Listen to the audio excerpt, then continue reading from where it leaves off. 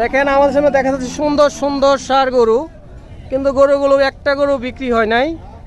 কাকা, গরু আজকে বিক্রি হয় নাই? কাস্টমারই নেই। কাস্টমারই নাই?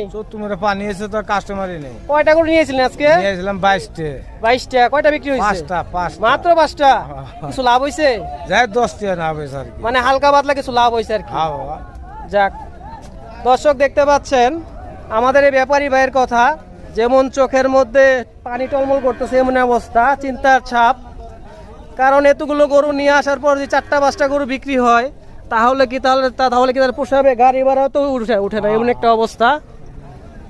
কারণ যারা জিজ্ঞেস করতেছে সে বলতেছে যে বাজারের পরিস্থিতি খুব খারাপ, সস্তায় গরু বিক্রি, তাদের চালানটা বাঁচায় যে গরু নিয়ে চলে যাবে সেটাও পারতেছে না, এমন একটা অবস্থা চলতেছে হরজতপুর হাটে। কারণ চারিদিকে বন্যার পরিস্থিতির কারণে বাজারে এখন ক্রেতা শূন্য আর প্রচুর পরিমাণে গরম।